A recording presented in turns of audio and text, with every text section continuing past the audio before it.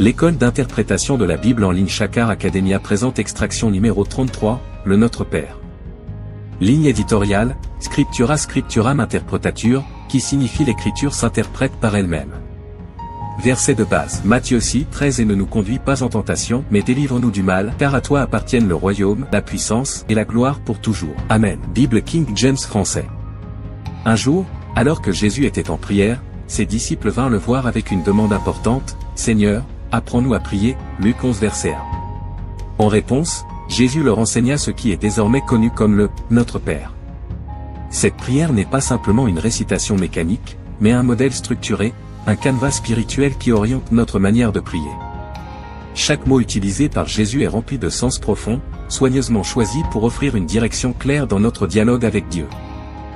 Nous avons exploré ces différentes facettes dans les précédents numéros, et nous vous invitons à les relire pour mieux comprendre cette prière.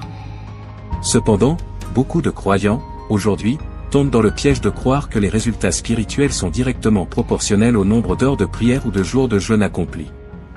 Certains vont jusqu'à se glorifier de leurs efforts, affirmant que certaines situations ne peuvent être débloquées qu'après avoir prié un certain nombre d'heures ou jeûné un certain nombre de jours. Certes, la prière est essentielle. Jésus lui-même priait régulièrement, se retirant des moments pour être seul avec Dieu. Marc 1 verset 35 nous raconte comment Jésus se levait comme de coutume, bien avant l'aube, pour prier. Il passait également des nuits entières en prière, comme en témoigne Luc 6 verset 12, en ces jours-là, Jésus s'en alla sur la montagne pour prier, et il passa toute la nuit à prier Dieu. Il est donc indéniable que la prière est un pilier de la vie chrétienne. Mais ce qui compte encore plus que la quantité de prière, c'est l'attitude que nous adoptons après avoir prié. Il est possible de prier longuement et de ruiner nos efforts par une mauvaise attitude à la fin de notre prière. L'Ecclésiaste 7 verset 8 nous enseigne que « la fin d'une chose vaut mieux que son commencement », ce qui signifie que notre posture à la fin de la prière est cruciale. Dans la prière du « Notre Père », Jésus nous montre comment bien conclure notre prière. Lorsque nous disons « Car c'est à toi qu'appartiennent le règne, la puissance et la gloire, pour les siècles des siècles », nous clôturons la prière en affirmant notre dépendance totale à Dieu. Cette dernière déclaration est un acte d'adoration et de reconnaissance qui établit trois vérités fondamentales au sujet de Dieu.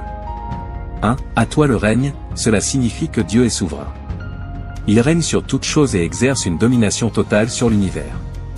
Cette affirmation reconnaît que Dieu a le contrôle de toute situation et qu'il peut orchestrer les événements selon sa volonté pour répondre à nos prières. À cette étape, il est important de reconnaître que Dieu règne sur notre vie et sur la terre entière, d'accepter que Dieu est la source ultime de toute réponse à nos prières, d'accepter que Dieu a le droit de refuser certaines requêtes, selon sa sagesse. 2. À toi la puissance, ici, nous reconnaissons la capacité infinie de Dieu à accomplir ce que nous lui demandons.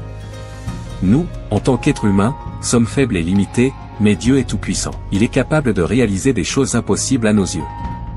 Il est vital, à ce moment, d'admettre que nous sommes au service d'un Dieu tout-puissant, d'accueillir humblement la réponse que Dieu choisira de nous donner, de reconnaître que Dieu est le Créateur et le Seigneur de toutes choses.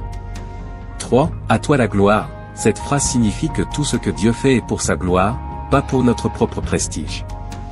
Nous ne recevons pas des réponses à nos prières en raison de nos efforts ou de notre mérite, mais pour que sa gloire soit révélée. À cette étape, nous devons rejeter toute idée que nos bénédictions sont dues à nos compétences en prière, reconnaître que la gloire de Dieu est au centre de toutes choses, y compris de nos exaucements, abandonner complètement nos efforts humains et laisser Dieu agir librement. Ces trois affirmations, le règne, la puissance et la gloire de Dieu, sont essentielles pour nous rappeler que la prière n'est pas un exercice destiné à nous faire valoir, mais un acte de dépendance totale à Dieu. À la fin de chaque prière, il est important de nous détacher de nos requêtes, de les remettre entièrement entre les mains de Dieu et de lui faire confiance pour répondre selon son bon plaisir. Prions ensemble. Père Céleste, je reconnais que tu es souverain et que tout règne, toute puissance et toute gloire t'appartiennent pour l'éternité. Aide-moi à rester patient pendant que j'attends ta réponse, et ne permets pas que ma chair prenne le dessus en pensant que mes efforts sont à l'origine de tes bénédictions. Que ta volonté s'accomplisse pour ta gloire. Au nom puissant de Jésus, Amen. Nous poursuivrons cette réflexion dans le prochain numéro, extraction 34, le Notre Père, Matthieu 6.